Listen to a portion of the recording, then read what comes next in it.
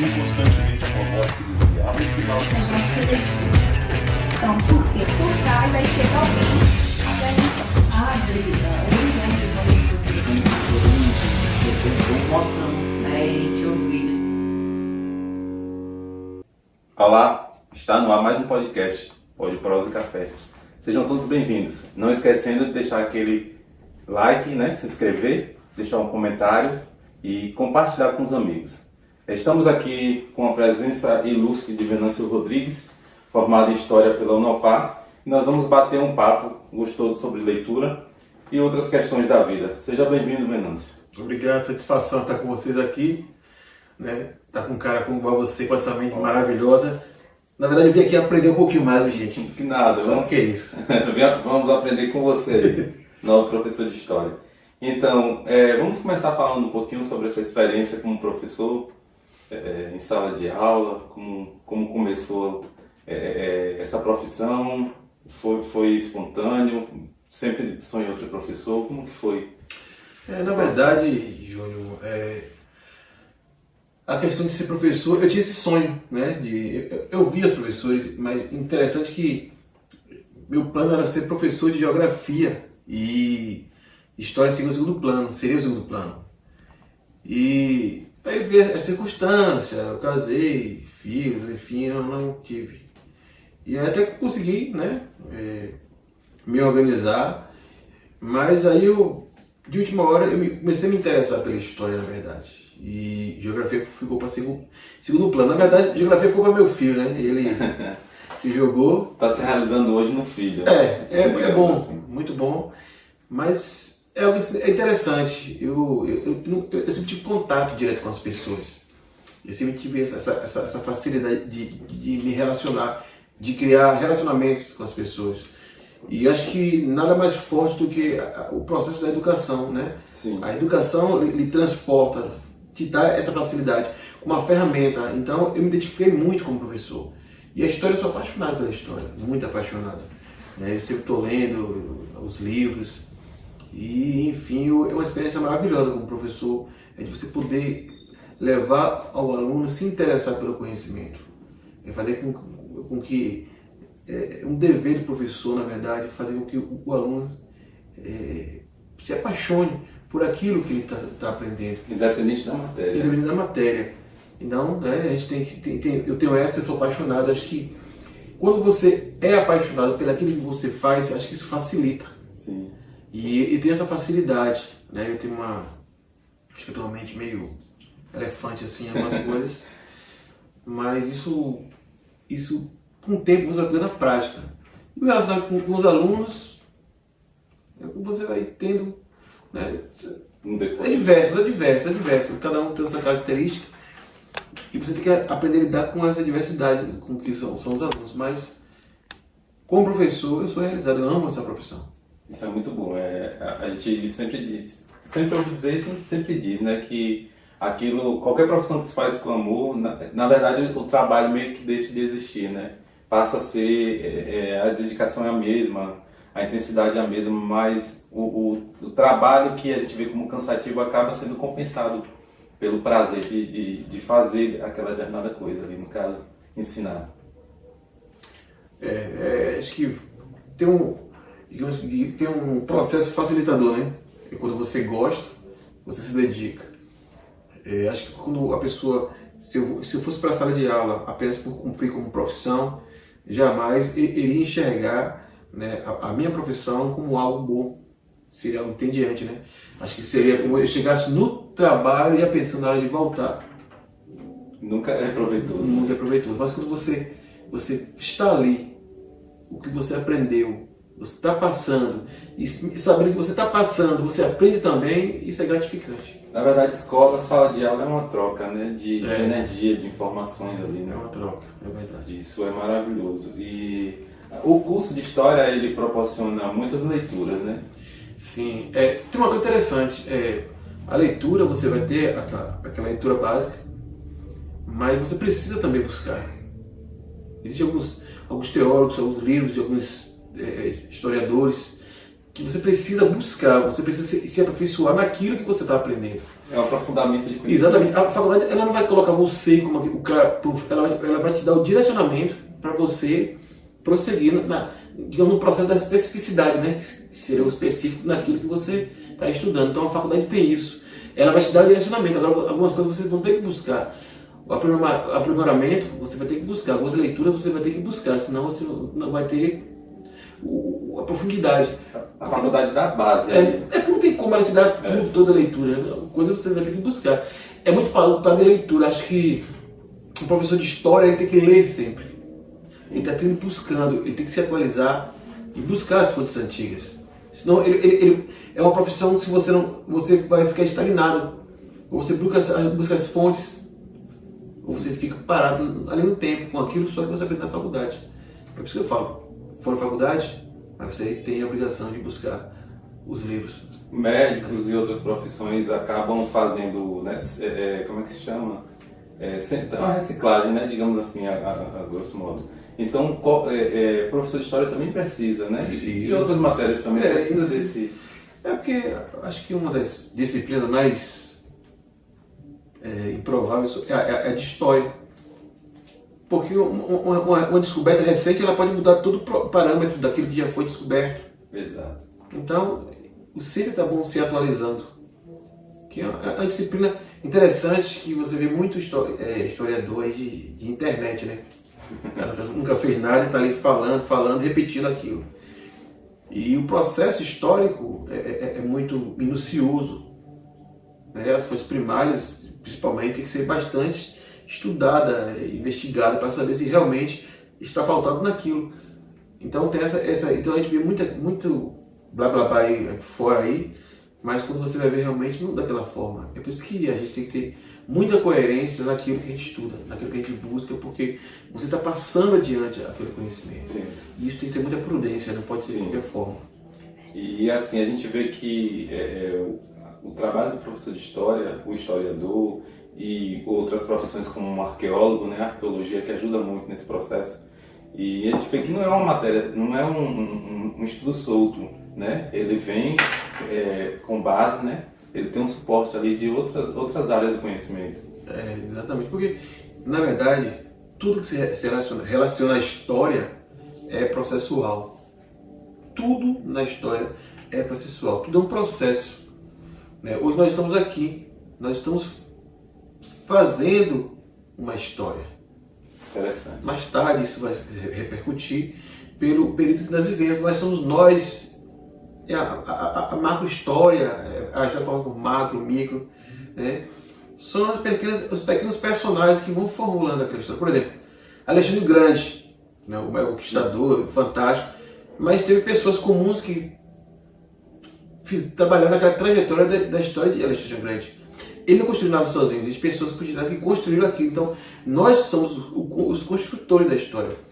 Você tem a sua história, eu tenho a minha história. Você já faz parte da história de Esté, como Esté faz parte da sua história. Isso. Então, é uma construção. Tudo é processo, é processual. E isso é interessante de ouvir, porque até fazer a seguinte pergunta, que é uma mistificação assim de que até certo tempo, não sei se hoje ainda alguns alunos pensam dessa maneira, que história é como se fosse estudo de coisas passadas, quando na verdade a história é muito mais do que isso, né? Como você está colocando aqui, a importância da história. Então, como desmistificar isso para alunos, adolescentes, jovens ali, para adquirir o conhecimento, para ter esse mesmo prazer, esse amor por estudar história, como é um jogo de cintura, né? A história é construída no presente, para que um dia ela se torne passado. Né? Isso. E é o presente que vai ditar quem é você no futuro. O passado ele trouxe aqui, no presente, e o presente vai ditar quem será você no futuro. Né?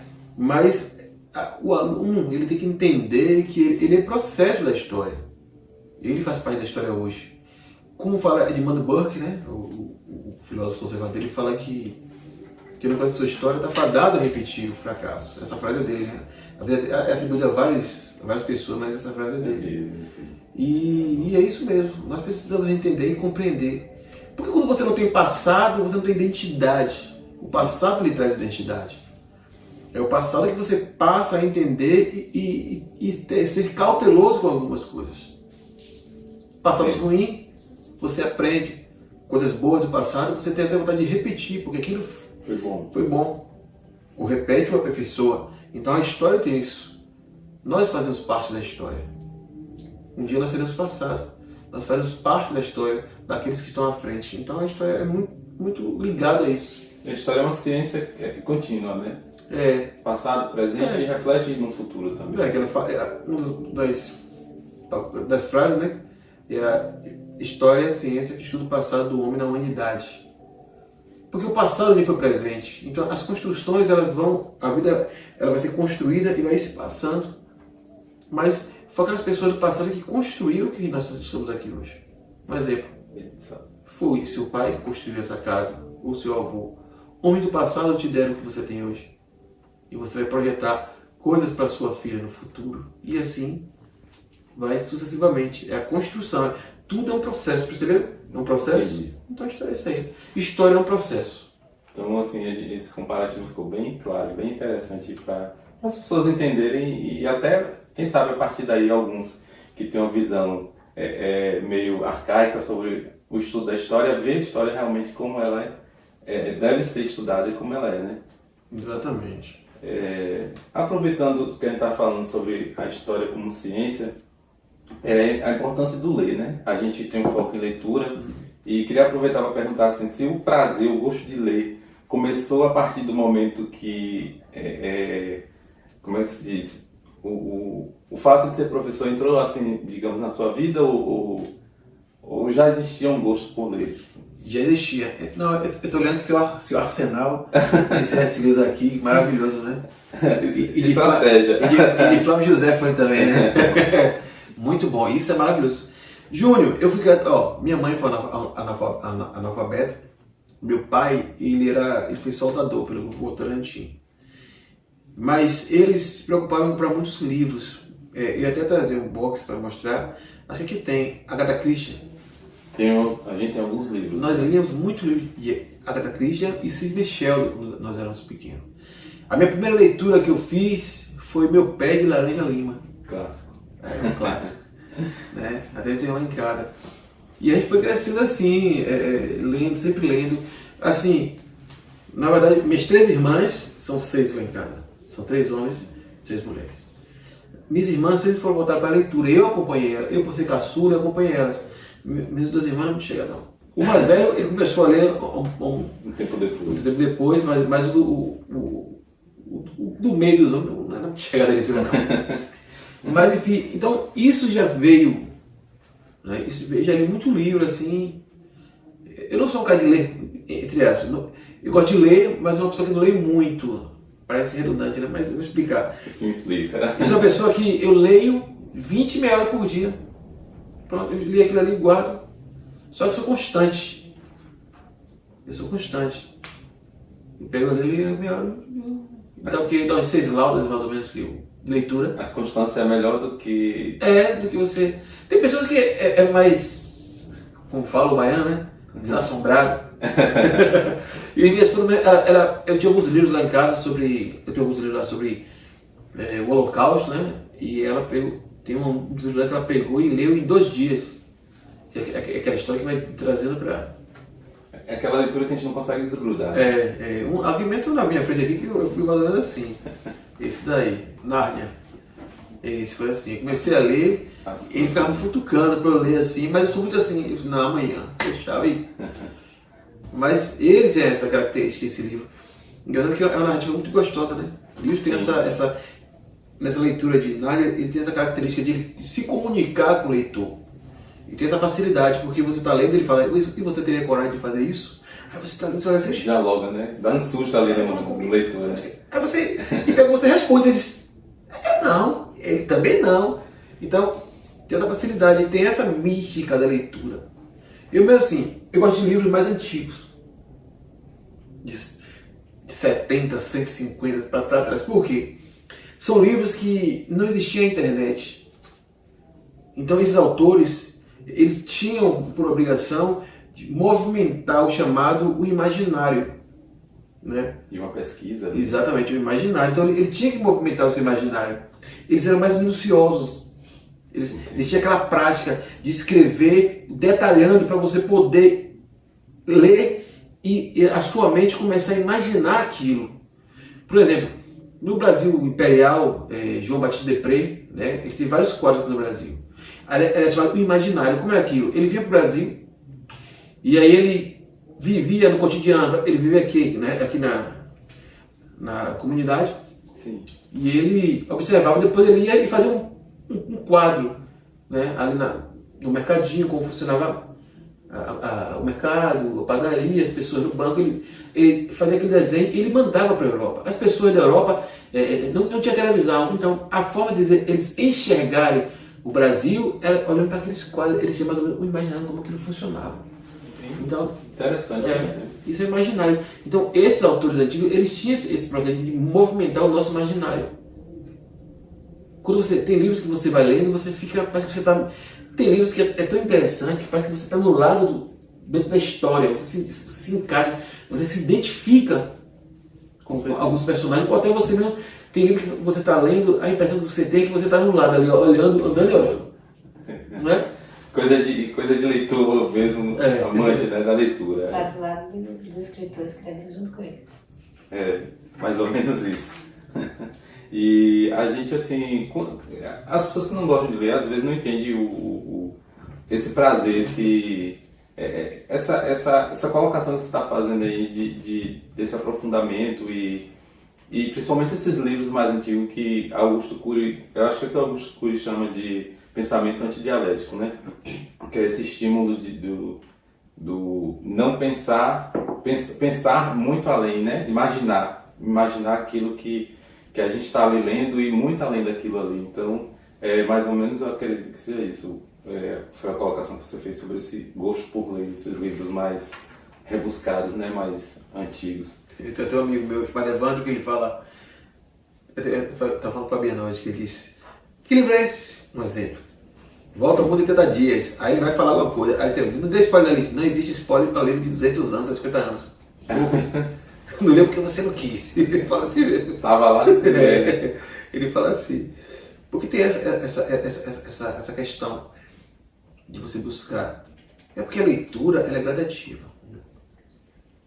Eu não posso pegar uma pessoa que está iniciando a leitura agora e dar Homero.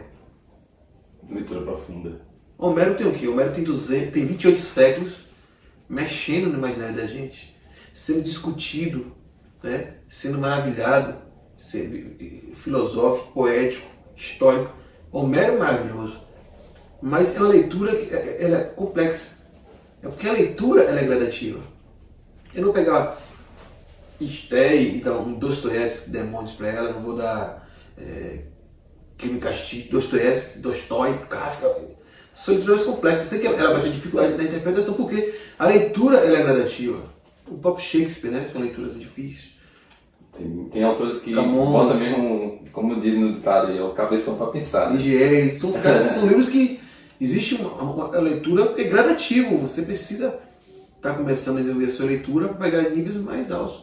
Porque são mentes fantásticas. Né? E ela tem que se compilar para passar algo para a gente. E às vezes nem sempre eles conseguem passar isso para a gente. Por exemplo, sim, As Crônicas de Nárnia. É maravilhoso a narrativa de livros. Mas o mesmo livro, você vai ver esse livro aqui, Cristianismo Puro e Simples. Bom, viu? Se vocês quiserem ler, venham aqui na Livraria de Junho e compre. Pode procurar, que a gente vai encontrar. Ele é mais um pouco complexo. Mas se você vier para aqui, A Abolição do Homem, extremamente complexo. Eu li 2 vezes, com muita dificuldade. Com toda a intelectualidade dele, ele trouxe, ele está refutando. Então é uma leitura muito complexa, muito difícil. Então, para você ver, a mesma pessoa com 3 linhas de leitura. É o que você falou, né? Já da leitura gradativa aí, né? Um exemplo bem claro, né? É bem assim, bem diferente mesmo. E C.S. Lewis é o seu autor preferido? Assim, amo Lewis, não vou dizer você. É porque eu também amo Verne, Gilbert, né? Que é na arte da questão histórica, né? Martin Gilbert. Ele é da autobiografia de Winston Churchill, ele é autorizado, né? O cara que faz a biografia, né? eu gosto de Martin Gilbert também. Charles Dickens, amo Dickens, né? Que escreveu Um Conto de Natal. É um clássico. Acho que toda pessoa deveria ler Um Conto de Natal. Porque a livro infantil, a versão que eu tinha, eu até dei presente a uma jovenzinha de 8 anos, que ela leu quase os meus livros que eu tenho lá. E ele de presente. Ele é muito famoso, mas em uma adaptação que o cinema fez, chamado O Grinch, se eu não estou enganado. O Grinch, que é o bonequinho verde, que acaba com o Natal. Aquela adaptação de Um Conto de Natal, de Scrooge, né, que é o personagem principal. É um livro que quando você vai ler, ele te dá um processo onde passado, presente e futuro. Ele mostra que foi o passado que faz com que você, quem é você hoje, e é o que você produz hoje no presente que vai remeter ao futuro.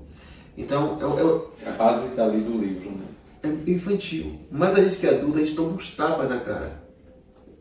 Tapa de pelica, né? É isso, de novo. É impressionante mesmo. Então, são livros que passam alguma coisa pra gente.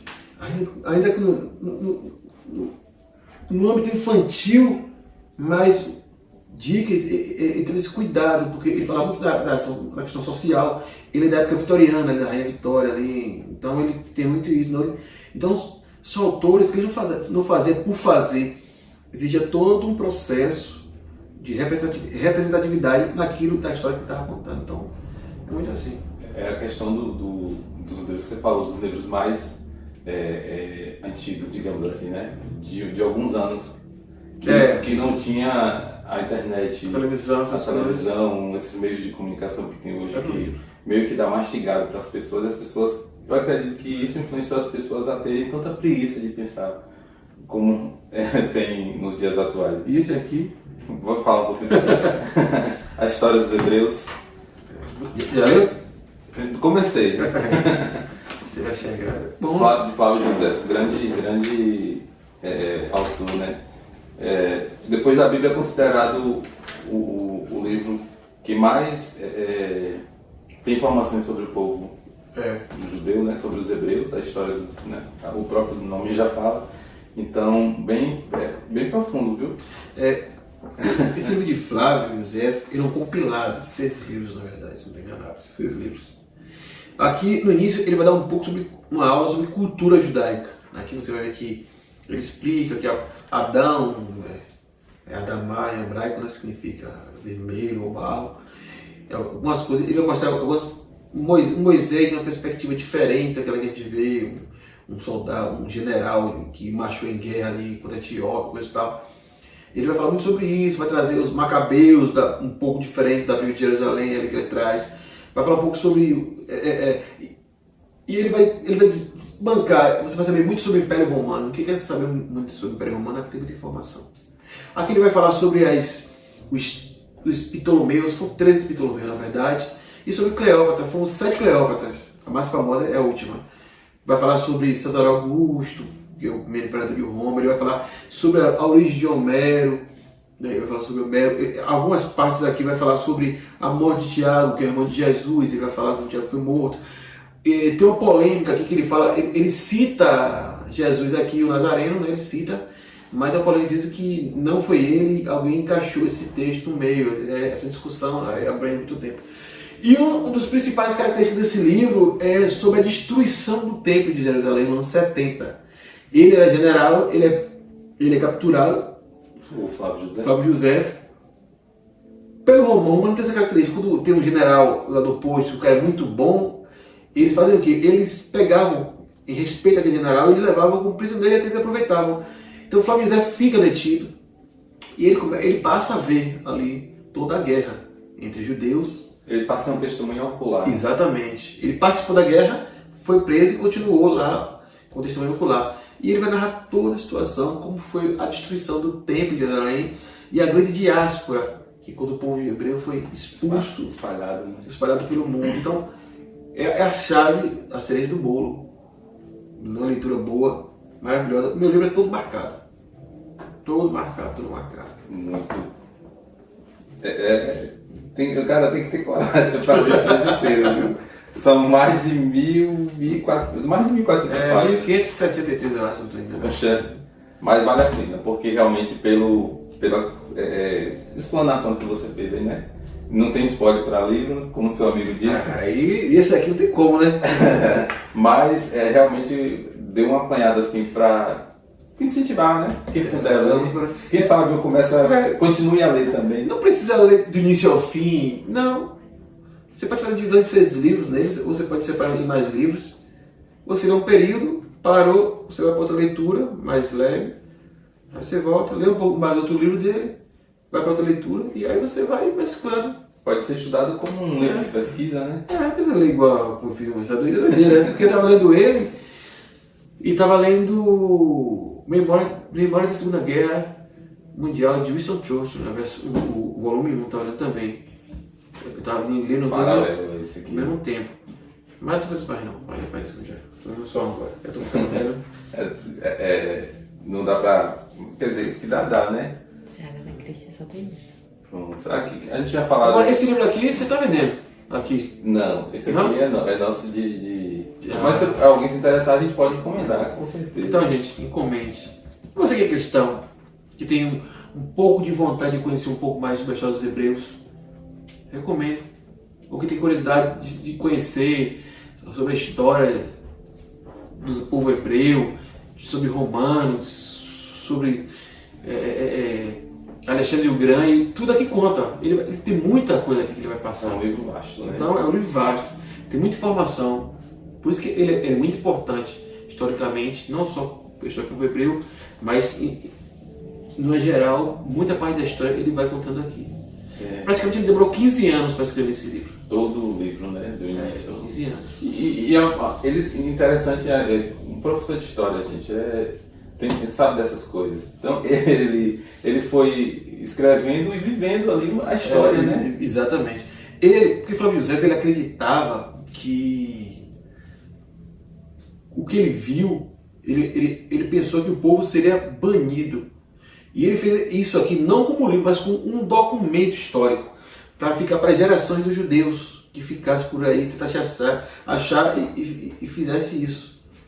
Porque ele acreditava que praticamente o povo dele estava sendo exterminado. Então esse era o medo dele, de o hebreu sumir do mapa. Perdeu a história, né? Exatamente. De um povo. Ele fez mais ou menos pensando nessa forma. E assim, eu li, não lembro, eu li alguma coisa da biografia dele que falava que acho que ele se tornou romano, tem um processo. Ele vai virar cidadão romano, ele vai ser judeu com cidadania romana igual a Paulo. No estilo de Paulo, né? Ele vai ser muito respeitado lá, vai ser um cara. Não sabe, né? O romano ele sabia equilibrar as coisas. O Império Romano sustentou por tantos anos porque ele tinha um jeito todo, né, de manter ali. A gente estava falando disso sobre os livros que você leu lá na infância, né, de Agatha Christie. A gente tem aqui esses 2 livros. Não sei se você chegou a ler esses daqui também. Eu não sou nenhum, não. É aqui o que? Não, eu já li. Morte no Expresso do Nilo. Foi 3 que eu já li. 3 a 4, mas era mais novo ainda. Mas acho que ela faleceu em 74, se eu não estou enganado. Eu não lembro o ano, mas... Ela é considerada um dos mais escritores no ramo de romance investigativo. Investigativo. Não se encaixa em suspense propriamente. Suspense. Suspense também. Investigação. Ela é muito boa. Sempre tem um detetive desvendando os casos nela. Ela sempre trabalha assim. A Agatha Christie, acho que ela participou da infância de muita gente. Isso é bom demais, né? E falando assim sobre essa importância de ler desde cedo, existe um método, existe uma maneira de a gente influenciar as pessoas ao nosso redor para que elas também possam ler? Bom, geralmente quem se aproxima, eu tento influenciar. Você acaba sendo influenciado. Porque muita gente cria, no Brasil, o hábito de leitura é muito pouco. As pessoas falam, eu fiz a pergunta na sala, quem gosta de ler aqui? Ninguém levantou a mão. Aí eu fiz assim, uma vez assim, Eu de vez em quando, assim, Salvou um pouquinho. ou seja, quase nada, né? Ela deu risada e disse, mas nós somos ensinados a não ler. E o pior é que com essa questão do imediatismo nas redes sociais está ficando pior. Que não só ler, as pessoas estão até com preguiça de escrever. É um paralelo ali, né? Escrever e ler.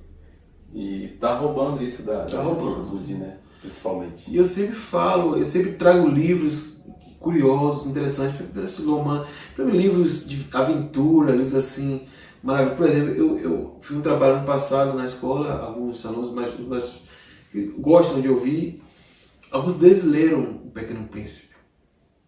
Li ano passado, assim. E aí eu conversei com ele, depois expliquei a ele algumas coisas do livro, algumas curiosidades do próprio livro. E eu falei que a cereja do bolo é o diálogo entre a raposa e o Pequeno Príncipe. Tem coisas que só se chega com amor, né? Isso. Porque o essencial é visível aos olhos. É a frase. E eu perguntei, eu falei, me diga uma coisa. Falei, Rafael, você viu o amor? Ela disse, não. Mas é essencial. Ela você está entendendo? Ela. Fantástica aquela menina, né? Com certeza. Fantástica. Ela é uma pessoa. Então tem essa característica, né? Do Pequeno Príncipe. Não só isso, né? Cada planeta ali é uma característica de uma pessoa, né? Então tem toda essa questão. São livros. Quando você vai levando esse jeito, dessa forma para o jovem, ele começa a criar uma curiosidade. E ele começa aos poucos derrubar as barreiras. Eu tenho o Cauê, né, eu conversando com ele, e a gente falou um pouco sobre a arte da guerra, disso. E aí ele se interessou, a gente falou algumas coisas, ele comprou o livro. Ele comprou 13 livros, por favor. Foi. E ele falou, até ele manda mensagem para mim, professor, essa frase aqui achei interessante. Aí ele me pergunta, isso aqui é o que? Isso aqui é o que? Eu explico, não, isso aí é isso. Né? Isso é um resultado de uma influência, né? Uma boa influência. Eu tenho alguns jovens que onde eu morei, na região metropolitana, nós temos muitos contatos, da primeira igreja batista, né? Ícaro, Lucas. Você trabalhou com jovens adolescentes? Trabalhei. Né? Estão maiores esses, né? E a gente conversa muito sobre livros. Os caras são bons. Gostam mesmo de livros. Rapaz, eles são bons. Tiago, Pedro Felipe, Driele é uma jovem, ela está começando a mergulhar na leitura, ela está lendo Narnia agora. E ela está maravilhada. Então, são essas coisas que fazem com que você fique feliz. Porque às vezes falta despertar. É o despertar que falta. Alguém para trazer ali a lamparina. Exatamente. Porque eu me lembro que na época que eu estudava no médio, a gente nós líamos os clássicos, né?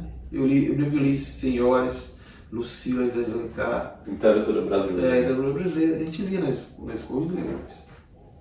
Eu acho que a escola também peca nesse ponto, né? Exatamente. Porque eu me lembro que no ensino médio, e até antes do ensino médio, na época que eu estudei, né, nessas séries regulares, se cobrava da gente, pra gente estudar literatura brasileira. Hoje, a galerinha, acho que a maioria hoje nem conhece, né? Vamos me perguntar o que era Machado de Assis. Cara, Você foi presidente. é de doer. O velho Machado se torceu todo dentro do caixão. Pra mim, um dos melhores, se não o melhor do brasileiro. Cara, a gente até falou aqui num podcast com o Fábio, né? Se eu não me engano, a gente falou sobre Machado de Assis. Foi com o Juliano. Mas assim, foi com o Fábio, né? Então, assim, Machado de Assis, cara, essa galera precisa ser despertada. Essa galera nova, né? Esses jovens da geração de hoje precisa ser despertado por alguém. Precisa. Né? Por mais pessoas, na verdade, né? Que já está sendo despertado. Eu acho que... Eu acredito que de 2014 para cá houve um movimento. O número de leitores do Brasil cresceu. Né? Não lembro se foi o professor Rodrigo Gurgel falando sobre isso ou foi outra pessoa. E as pessoas estão lendo mais. Mas ainda em si, no grosso modo, a população do Brasil total ainda é insignificante, é pequeno. Poderia ser mais. A gente poderia, assim, ponderar, sei lá, imaginar o que seriam os principais motivos de não ter um movimento maior de leitura. Porque, assim, infelizmente, tem gente que compra livro e deixa guardado. Você sabe disso, né? Assim, eu cresci na época da minha infância, na minha casa tinha bastante livro enfeitando ali a peça, a estante, né, como chamado na época, com aquele móvel. E eu era basicamente o único que lia na minha casa aqueles livros, né, que ficavam ali de enfeite na estante. E hoje também tem muita gente que tem livros, mas muitas vezes não lê. Por exemplo, isto até cresceu no celular, você e Fabiana Júnior. Ela sempre que vocês lendo. Qual foi o resultado? Ela também lê. Bem mais do que vocês, né? Se parar pra pensar. Muitas das vezes sim. Então, por quê? Ela foi aprendendo. Então, quando você pega do cerne do início ali, o brasileiro em si, ele não tem essa performance de leitura. Isso tem que ser um trabalho, tem que recomeçar um trabalho com a geração nova. Então, os pais precisam que ter a prática da leitura para que seus filhos vejam seus pais lerem e comecem a ler também. Porque você vai entender o que eu vou falar, mas muita gente não vai entender. Quem não lê, não respeita quem lê. Porque se eu estiver em uma sala, ouvindo uma música, e eu ver que você está lendo, automaticamente eu baixo aquela música e vou te dar o silêncio, porque eu leio e sei que aquilo vai incomodar. Mas quem não tem a prática da leitura não vai compreender, ele vai te chamar várias vezes e vai desconcentrar você, porque ele não compreende que a leitura precisa de concentração. Então, tudo isso contribui para as pessoas já não gostam de ler, pior ainda acontece. Imagina uma pessoa que está começando a ganhar o amor pelos livros. Digamos que uma casa de 8 pessoas, essa pessoa seja a única. Imagina a dificuldade que essa pessoa tem para tentar ler um livro. Porque os outros não leem, então não compreende, não entende o universo de leitor. Então, isso é que eu falo, é um processo. Então, a partir de agora, começar a trazer situações que venham motivar e incentivar a cultura da leitura no Brasil. Então, não é fácil. Com certeza, não é fácil mesmo não. E assim, a importância né, tem uma frase que diz que o exemplo arrasta, né? Então não basta só a gente falar, né? Tem que dar o exemplo. E isso é importante em casa, na escola, na igreja, porque assim, como é que eu vou falar para o meu filho, né? Como você bem colocou, mas eu não leio. Então, essa é a importância também de que esse movimento possa acontecer também em outros ambientes, né? Além da nossa casa. Isso é o correto, né? O exemplo tem que vir em cima. Exato. Nós, queira ou não queira, nós, os pais, nós somos referenciais. Sim.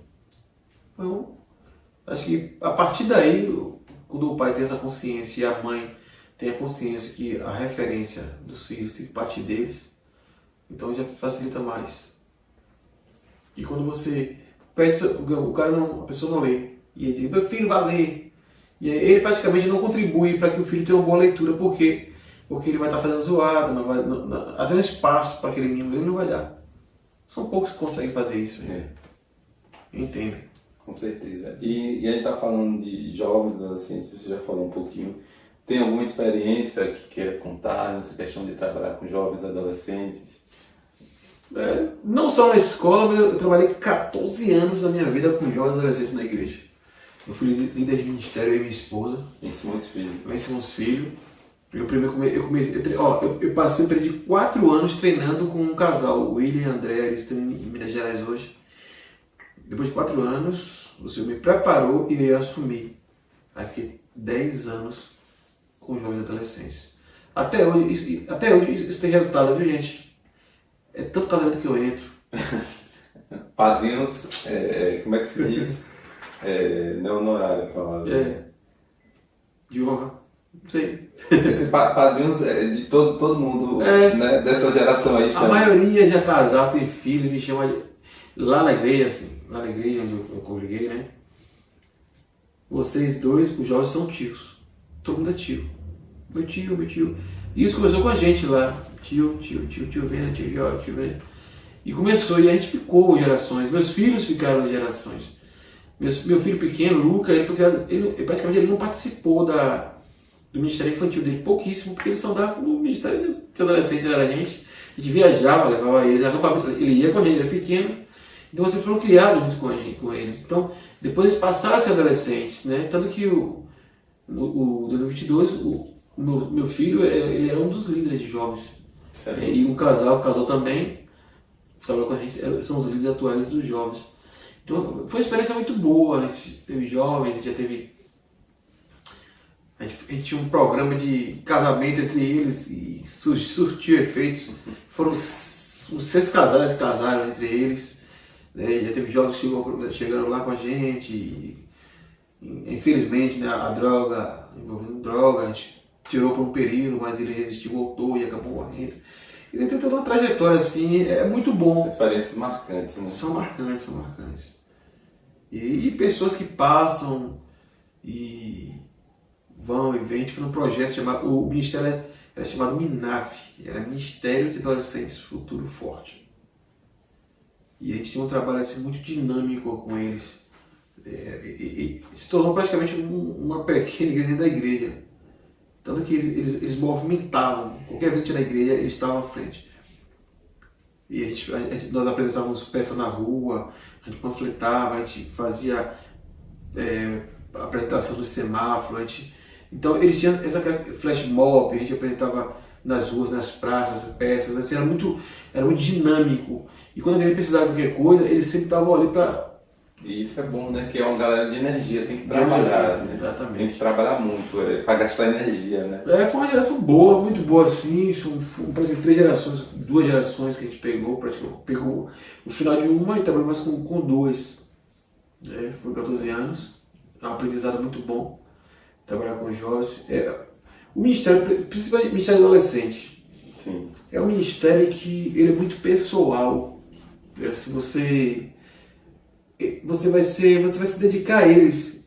As pessoas que você vai conviver são as pessoas do Ministério Adolescente, porque é algo muito pessoal, é muito, como fala a geração mais nova agora, é muito vida na vida. Então você tem que trabalhar, você praticamente deixa de viver com os ministérios da igreja, mas se dedicar a eles. Porque adolescente é assim, se eles gostarem de você, eles vão gostar. Tanto que para a gente introduzir uma pessoa no ministério para apoiar a gente tinha que introduzir aos poucos e levando para eles se adaptarem. Porque se um rejeitar, automaticamente tudo rejeita, né? Eles têm esse efeito, né? Esse efeito. Não? Tinha essa característica de trazer eles e implantar ali. Então, foi uma experiência boa. O Jordima também tem...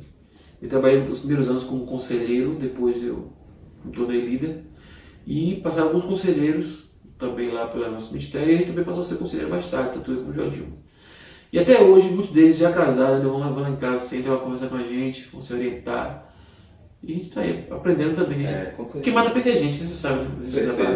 Nós tínhamos um ministério, dentro do ministério era tipo uma igreja, né? E tinha um Clamor das Nações, que era no meio da Porta Aberta, em agosto a gente fazia. E a gente fazia um trabalho de 3 meses, nós dividíamos as equipes e eles faziam um trabalho de um estudo sobre aquele país, população, política,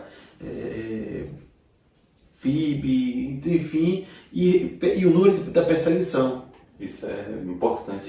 E no final nós encerrávamos o trabalho com uma feira de cultura, onde cada equipe tinha que criava uma barraca, aquela barraca era um pedacinho daquele país, comida, alguns costumes, as roupas que você via, então isso era muito chamativo, a gente atraiu muito jovem nesse trabalho.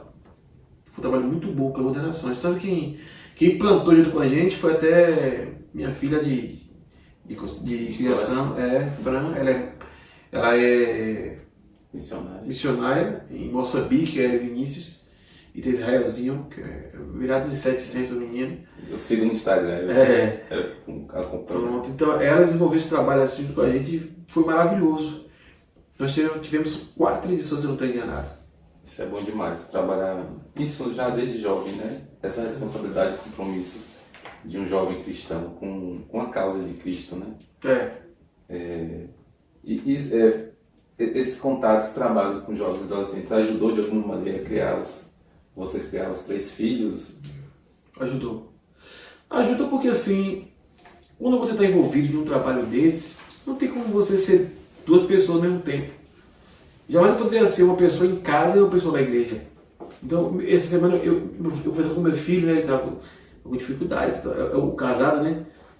E eu conversando com ele, e ele falou sobre isso, né? Que uma das coisas que ele mais observava é que nós éramos as mesmas pessoas em casa e na igreja. Era o referencial para eles. Isso contribuiu muito para eles. Porque a minha casa era tipo um acampamento, a gente botava todo mundo lá dentro. Era a menina lá no quarto com os meninos, com a minha esposa, e o menino dormia no outro quarto comigo. E a gente viajava, a gente faz, entendeu? E teve esse contato. Então, meus filhos foram criados dentro do Evangelho. Eles foram criados dessa forma. Né? E assim, muitos dos pais apoiavam. No início, alguns pais não apoiavam, alguns pais não confiavam. A gente entende, né? Em mim, mas assim. E às vezes tem até um reflexo, né? Não confiavam, mas depois passaram a confiar e viram que realmente o trabalho era para o Senhor, não era para a gente. Né? Com o tempo, as pessoas enxergam, na verdade.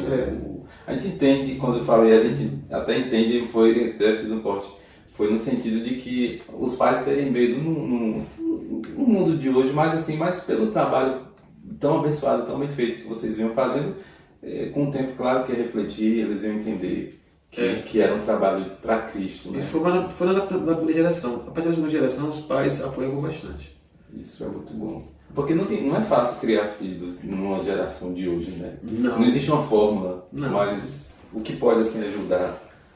A primeira fórmula é... Eu sempre falo, nós temos que ser amigos dos nossos filhos. Primeiro, nós temos que ser pai. Segundo, pai. Terceiro, pai. Quarto, pai. E quinto, você vira amigo. Mesma coisa a mãe. Primeiro a mãe, segundo a mãe, terceiro... Ele precisa entender que existe uma diferença. Porque mesmo que você seja amigo do seu filho, ele vai aprontar com você. O filho vai aprontar sempre. Eu fui adolescente, você foi, e sabe que a gente faz isso. Porque tem pais que se dedicam tanto, se entregam tanto aos seus filhos, que um dia... Eu vi tantos pais que se dedicaram aos seus filhos de uma forma que quando veio o resultado se decepcionaram. Eu, como pai, eu tenho que amar, cuidar, ensinar, mostrar o caminho que deve andar.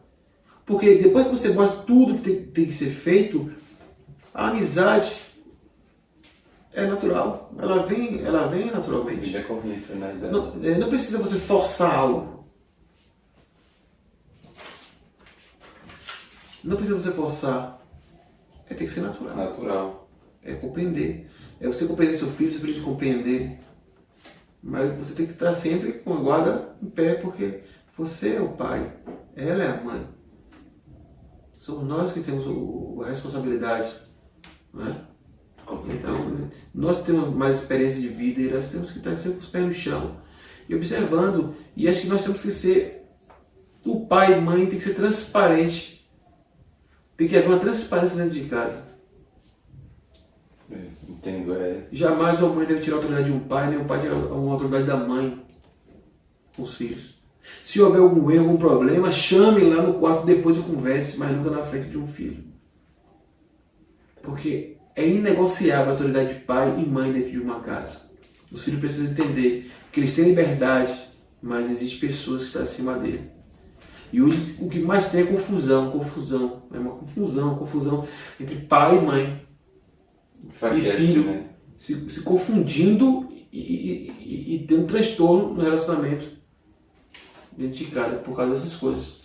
Esse ponto que você colocou aí, né? De ser pai, ser mãe e depois ser amigo com o passar do tempo. É uma dica maravilhosa aí que pais e mães... Deixa eu só dizer uma coisa pra você, Júlio. Eu trabalhei com... Agora eu trabalho com homens também. Eu já fiz um curso, o meu máximo, e eu palestro muito para homens. E eu sempre falo com homens. Mais água? Não. Sem açúcar, café? Café sem açúcar. Que eu quero. E eu sempre falo na questão do homem, o processo dele ser sacerdote. A questão da responsabilidade do homem dentro da sua casa. Porque o que acontece muito hoje, principalmente nas casas, é que os homens eles estão terceirizando a sua responsabilidade para as esposas. Que o filho pergunta, meu pai quer fazer isso, vai com sua mãe. Não pode ser assim. Tem que ter um consenso entre pai e mãe e filho. Mas o pai ele é o sacerdote do lar, ele tem aquela responsabilidade. É bíblico. Quando a gente fala assim, o homem tem que ser responsável, porque não é machismo, não, porque o homem é responsável. Porque a própria Bíblia diz que o homem tem que amar a sua esposa e se entregar por ela, assim como Cristo se entregou pela igreja. Isso é responsabilidade. Não quero ver que um homem macho para fazer isso aí.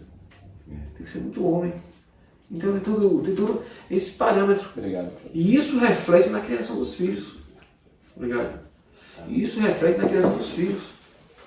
Se você não se posiciona, se a mãe não se posiciona, o pai não se posiciona, tenho certeza que o filho vai se posicionar. Que aí que está o perigo. É o perigo é isso. Então, a gente entrou aí no assunto, né? Sobre essa importância e falamos da Bíblia, né? Isso aí é base bíblica, né? É gostoso. Sem açúcar é maravilhoso. Obrigado. Fazer uma pergunta assim que está dentro dessa questão bíblica, né? Que é sobre Jesus. Casar um pouquinho aí a questão bíblica com a sua área, que é a história. E Jesus pela ótica da história, né? Já a gente estava falando de ensinamentos, né? Maravilhosos que Jesus deixou para a gente. Pela ótica da história, como assim a história, a ciência, né? Ciência, ela vê Jesus. Tem como... Você enxerga ele como, cientificamente, como um grande homem, um grande líder, né? Sim.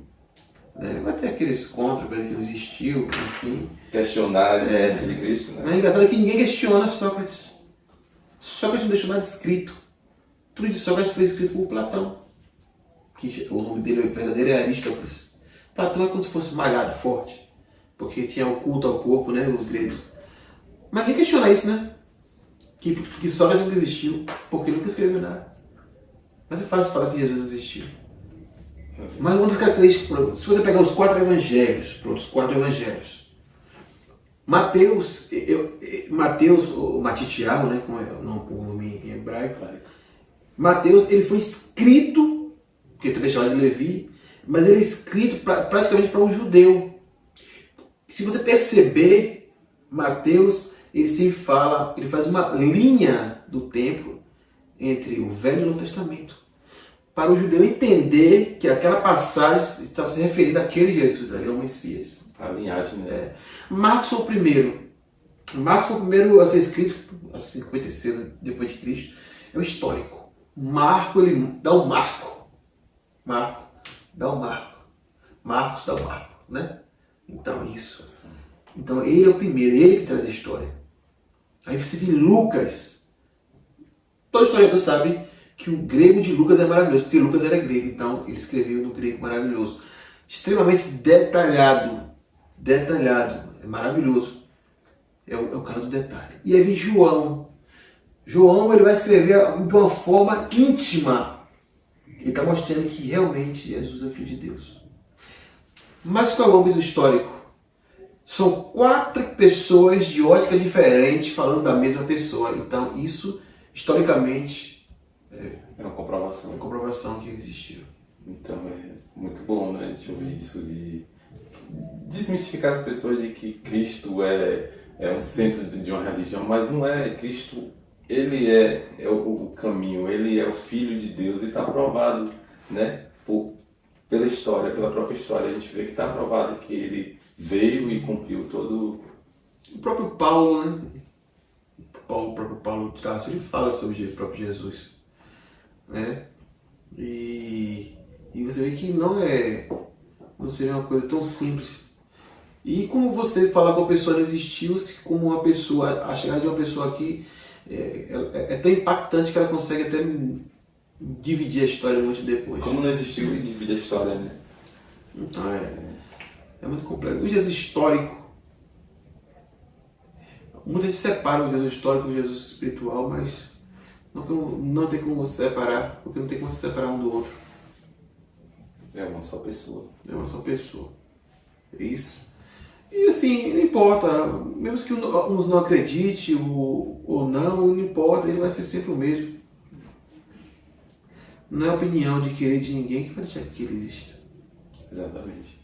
Então, Ele é, né? Ele existe, Jesus vai existir para sempre. é revolucionário, né? Com certeza. Fala muito da revolução, mas a maior revolução foi o cristianismo. O cristianismo ele pega pescadores ali, aquele grupinho ali, ele faz a maior revolução da história. O cristianismo ele muda a história da humanidade. Isso é revolução. Impactante, né? Impactante. O judeu ele é judeu porque ele nasce judeu. O judeu ele tem uma nação. Os muçulmanos eles vêm do Islã, então eles têm aquela forma de adoração. Geralmente as línguas árabes são. O Islã ele tem uma característica de viver aquilo ali. Mas o cristianismo ele é cristianismo em qualquer canto. Você pode ser brasileiro cristão, você pode ser africano cristão, você pode ser o que você quiser. Mas você é cristão. Tem as características locais ali, mas tem um... Não importa para onde você vá, para onde o cristianismo não quer saber de que país você é, que língua você fala, ele está ali. Porque o evangelho não foi feito para o homem. O evangelho foi feito por causa do homem.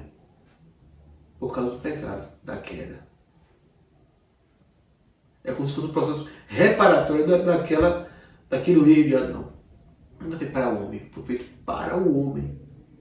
Independente de que seja rico, pobre, o evangelho é para o homem forte. e forte. É para o homem geral. Não importa quem seja, qual a classe social que ele vive, qual a cor que ele tem. O evangelho enxerga a alma. Só isso. Pois é. É esse Jesus que é maravilhoso, né? Que as pessoas precisam conhecê-lo de verdade. E assim, é o nosso propósito. Quem decide seguir a Cristo é o propósito de vida, né? Seguir o chamado, seguir a vontade de Cristo. E a pergunta que eu vou fazer agora tem a ver com isso, sobre ouvir a voz de Cristo, do nosso Senhor, e segui-lo. Essa mudança de uma região metropolitana aqui, né? Totalmente diferente de um interior aqui. Que você não é filho de Ibiraitá, mas já é de coração. Né? De coração. Se casou com uma ibiraitaense, tem que se tornar ibiraitaense. Não tem jeito, eu gostei daqui. Júnior, meu professor de hebraico, Gilberto, né, a gente fala Moré, a gente tinha um grupo lá de estudo, eu, ele, Evandro, Kel, e ele falava muito assim: não existe nada sem propósito para o eterno. E eu penso assim que realmente é muito fácil você falar em foco. Você pode focar alguma coisa e aquele foco dá errado. É ótico humano. Ótico humano, mas Deus ele é altamente funcional. Eu sempre digo, Deus é altamente funcional. Tudo que Deus faz funciona. Por isso, se você vai ter um foco, que esse foco funcione. Porque Deus ele é funcional. Deus não é disfuncional. Ele é funcional. Tudo que ele quer funciona. Tudo que ele vai fazer vai funcionar. Não existe nada à toa. Nada solto, né? Nada solto.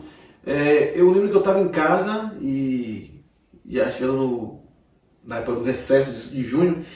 Aí eu falei minha esposa, rapaz, ela acabou de chegar no mesmo ano que ela chegou da Suíça, né? A gente falou, eu falei, rapaz, eu não quero ficar aqui mais não, eu quero ir embora dessa cidade.